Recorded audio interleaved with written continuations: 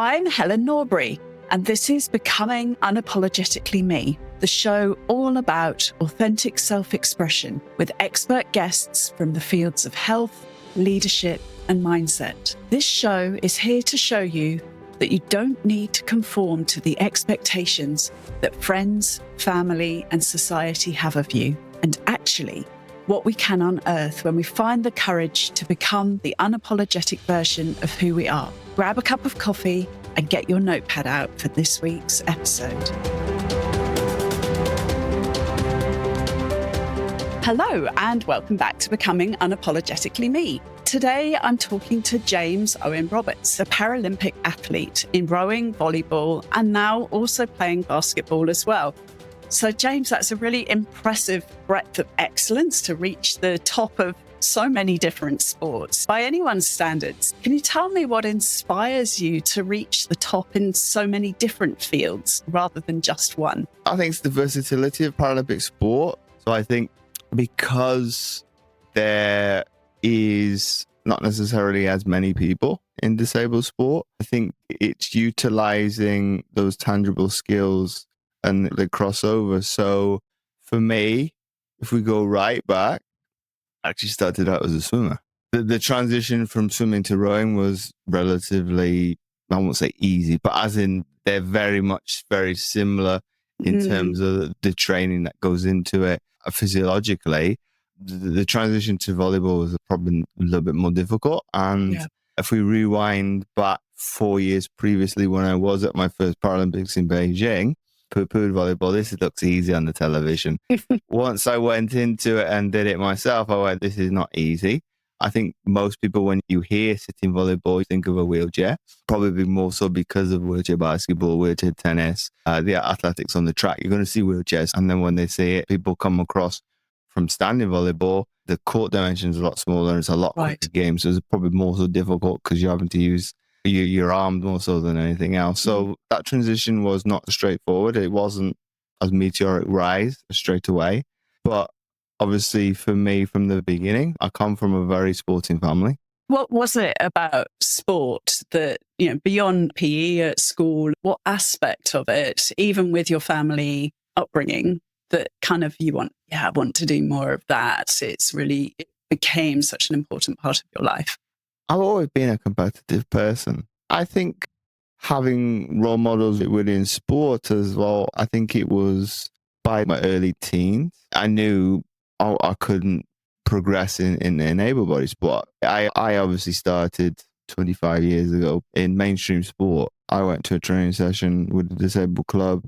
They probably used to having people go down to trial out for these things, and average, recreational type persons doing probably maybe for mental well-being, and their jaws hit the ground.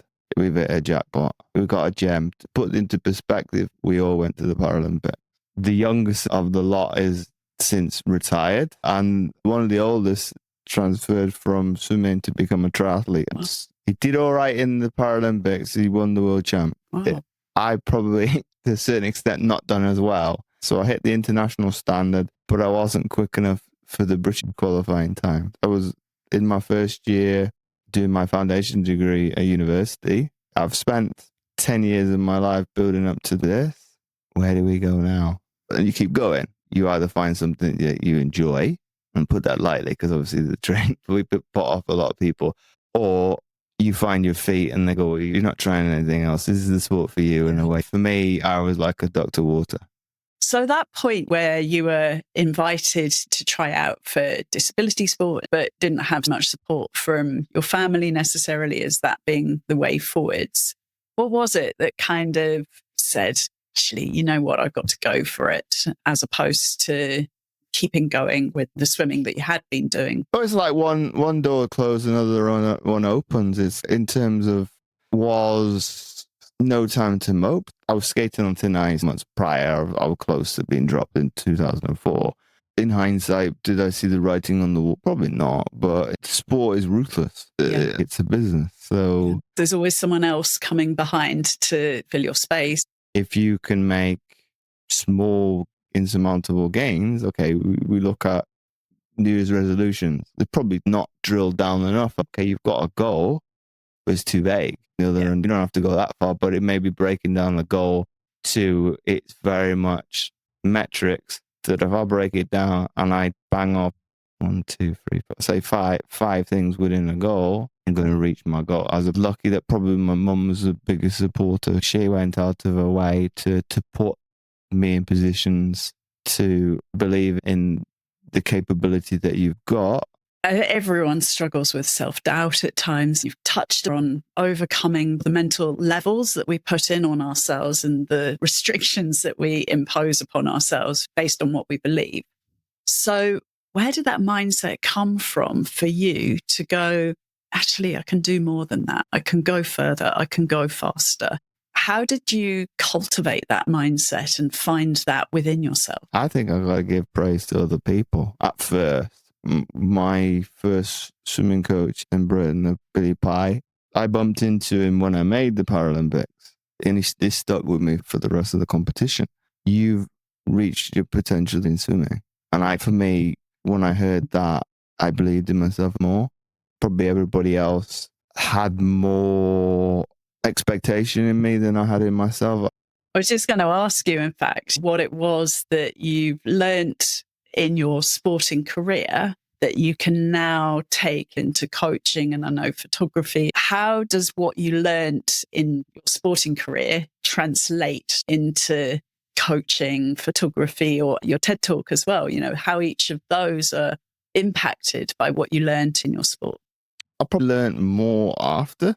I've used the two to go backwards and forwards into sport, and having that perseverance, especially, it's almost removing that limiting belief. So you have to adapt how you communicate.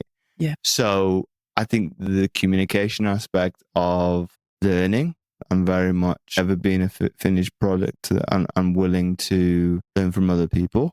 I've probably cultivated from every aspect of life to where I am now. Yeah. So it's not necessarily the mindset from sport. There is certain aspects that I can still utilize to go in.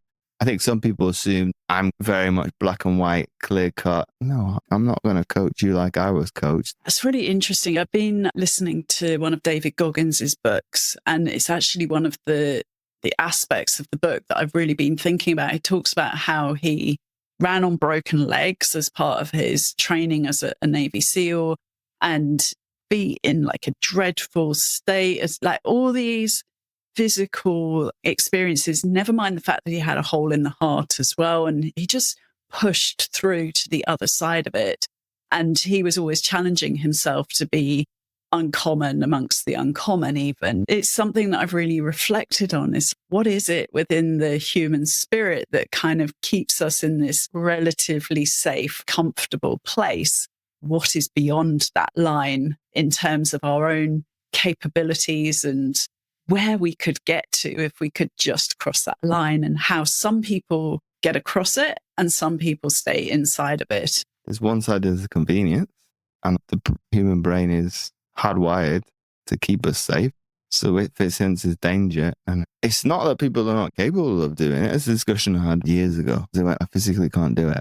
And they had a similar disability to me. It's not that you're not physically capable of doing it. You mentally don't want to do it. Those are two separate things. Yeah. For people to get that across, I would say David Goggins is a lunatic. But if you're to run on broken legs as a Navy SEAL, that's life or death situation. That could happen in the field. Yeah.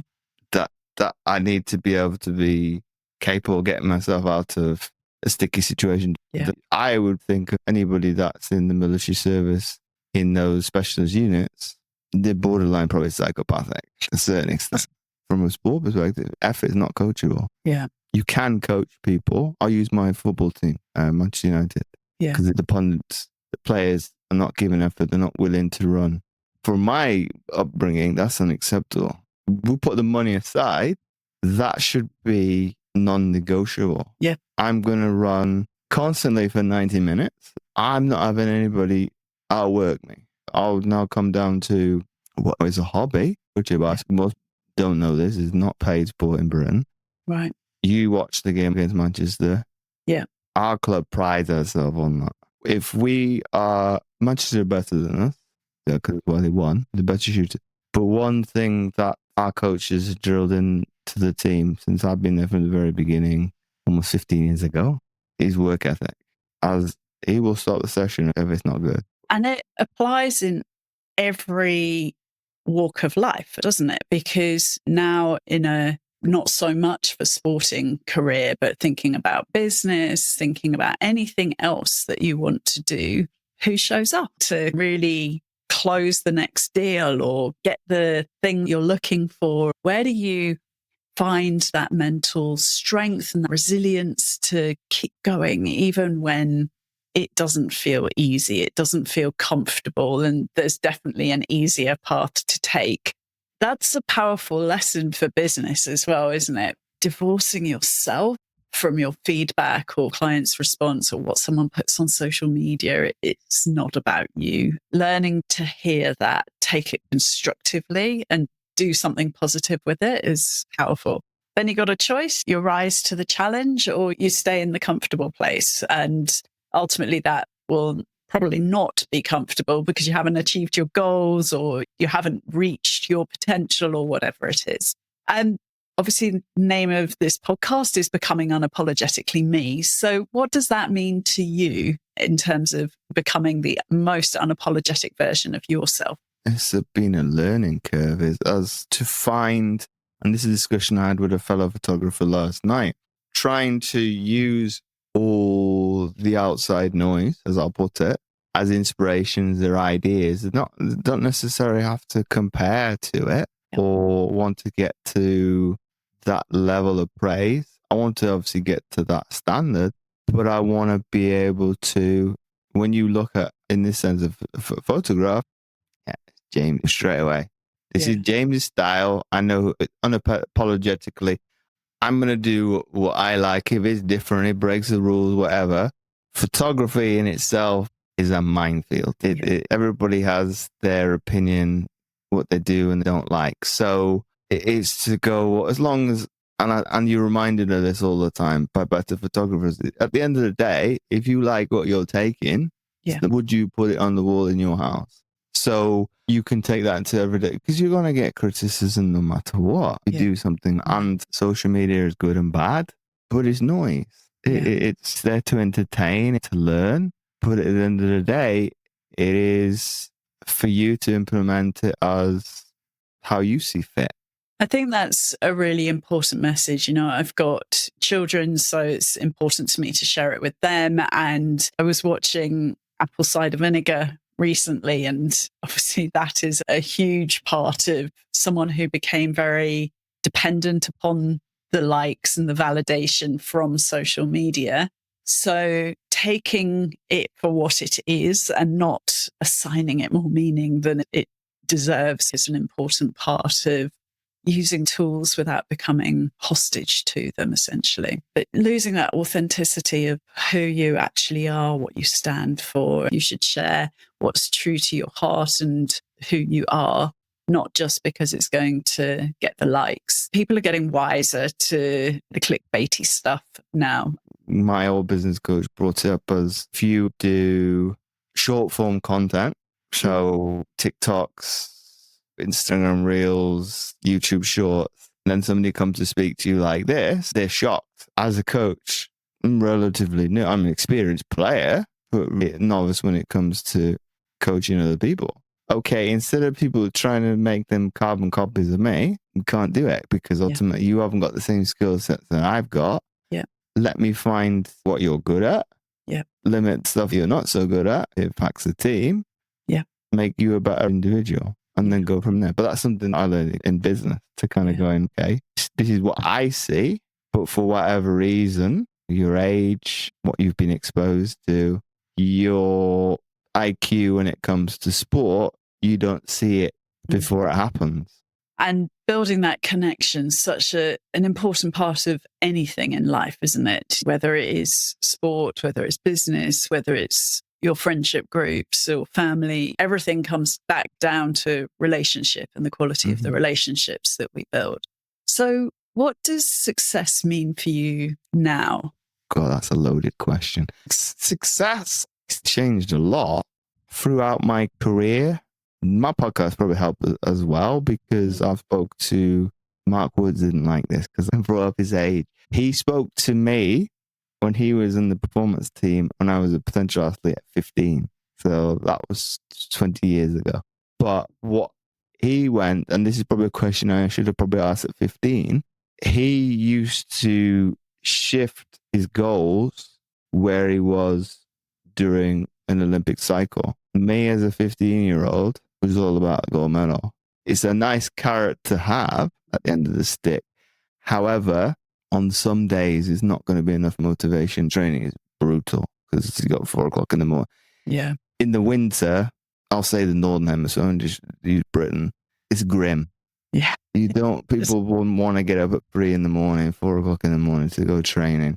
Whereas for me, that was the pinnacle of success. What advice would you give to someone struggling to get their mindset in a place that can support their goals or physical capability and what they can actually do, but the mindset's not quite keeping up at the moment? What would your advice be to them? I'd say not be too hard on yourself. It's a learning experience. It's having that willingness to keep learning. My mindset might be negative because I'll look at worst case scenarios. I agree. Why bring an element of self-doubt? Yeah. I don't do it at all. They've got a point. Writing down what you want to achieve, how long is it going to take, what are you willing to balance in order to achieve that? It's going through the steps to achieve success. What do you deem as success to you? That might be one answer today, and 6 months' time it might change. So from a mindset perspective, it's a long-winded answer, but it's willing to have those divots, those stumbling blocks, because at the end of the day, they're all. I think the point that I'm making is that the failures, even if you perceive the end goal as winning, those stumbling blocks, those hurdles along the way are probably going to be lessons as well. I've got no metrics to do it because there would have been pitfalls, there would have been adversity along the way. So if I write down what were some of the stumbling blocks, the hurdles, the small wins along the way, okay, I can now replicate that. But in the long, so it's almost using all aspects of the journey to get you to the end. Whereas I think we vilify the failures so much and glorify the success, people focused on the actual wrong thing as the end of the day. They're both going to get you to the end result. So what's next for you? We've talked a little bit about your evolving career, just to bring this all together really and to think about what your next goals are, which directions you want to head in, where you want to go. Oh, I hate that question. I think everybody hates, to a certain extent, in the workforce 9 to 5 of where do you see yourself in 5 years' time? I don't know or believe in what I'm going to say. For me, it's difficult. I'm probably more day to day now than I ever was. I think in sport, you do work in coaching, obviously I did as well, but as in microcycling and things like that, and looking at things from a year's perspective. This is what the outcome is going to working towards. This is what all we're going to do to get there. And then obviously you work backwards. And then especially training camps, you definitely don't look at the larger picture because it's horrific. You're training a lot more and it would overwhelm the best of people. So you take one session at a time. Now I have that mentality of looking at it day by day, but reminding myself, taking it from a bird's eye perspective. Yeah. Because they both grind you down. Of if you focus too much on trench warfare of the day-to-day grind and you lose sight of the bigger picture, it's gonna wear you down. Even within that, like staying open to new doors that open. And if you're very focused on going in one direction and then something in another direction presents itself, oh no, but I was going in this direction and that doesn't include this new opportunity that suddenly presented and maybe hadn't even thought of it before. It's weighing it all. It's a challenge because people say you need to do tunnel vision on the goal that you want to do. So you need to put all your eggs in one basket. I think talking to especially people coming out of school, they've got this almost obsession with wanting to stay within sport. It's hard, isn't it? My daughter's keen to pursue a career in sports. She's only 13. So there's time to decide what that looks like. But Well, I think it's an evolution. I went for an interview I think about a few weeks ago at Wrexham. I'm doing some marketing for them now. Wrexham University up here in North Wales. And one of the questions they asked me for the job role as lab technician within the sports science department is how could we maximize our marketing within social media? I think that's the key, isn't it? Just doing what makes you feel good, what inspires you, and what feels authentic, and letting go of any outcomes that you might need, in inverted commas, to see from that, and just go, you know what, I'm going to stick it out there. If people enjoy it, they enjoy it. If they don't, it doesn't mean anything about me. It's just an expression of who I am. Is the person being entertained? Are they learning something? You're allowed to change your standpoint from that. And you and I's point to get here has been fundamentally shaped by other individuals. Yeah. Be it school, family, life experiences made us who we are today. It probably creates a bias because we have disagreement. Oh no, Helen, your opinion is wrong based on X, Y, Z. Yeah, but that's my perception of reality versus yours, which Correct. I think I watched the other day. I look at social media, I probably don't always take on board the information straight away. Yeah. But it goes, well, I got a valid point. I'm a sponge from 0 to 7. Yeah. So whatever my parents say is gospel. By the time I've gone to school, that would have changed, but I don't know anything else. Me being mixed, I'm probably unapologetic. My father's American, so I would be deemed black. My mom's almost discarded as white. So you've carried me for 9-10 months. Oh, that doesn't matter. To her, obviously, it's not nice. I went through a stage when I was younger. I don't dress to hip-hop culture as much because there's stuff's too baggy and things like that. But that's how I dressed when I was younger. Now, I'm not going to choose. I'm not black, I'm not white. Here in the middle. But you're seeing more people of mixed heritage going, no. Okay, Britain, from a centre's perspective, has got that. The US doesn't. Yeah. You're white, Hispanic, black, Asian, and that's it. I could have created another box, but that's not allowed. This is how I identify myself because of my heritage to my father. This is what they recognize as my black ethnicity. Whether they came via the Caribbean or Africa, I don't know. Yeah. I'll never know. I think it was one of my university professors now at Cardiff Met. He went, I see you, James, with these hats. So you are, see if I can remember this. You're an athlete, you're a student, you've got a disability, and I can't remember the other two. So technically you have 5 boxes and you choose which ones you go in depending on where you are. That opened my eyes from that perspective. So when I've spoken to other people, I was like, okay, you've got a disability and something else. So you're able to talk to this community and probably get away with a lot of things. That would be on PC. For me, I think when I went back for that interview at university, I've got a lot of skill sets that transfer over because I bring something else to the table because of my experiences. And I've got experience in marketing. I've had clients, so the marketing must be effective. It's got people through the door. Yep. So it's work. I know what I'm talking about.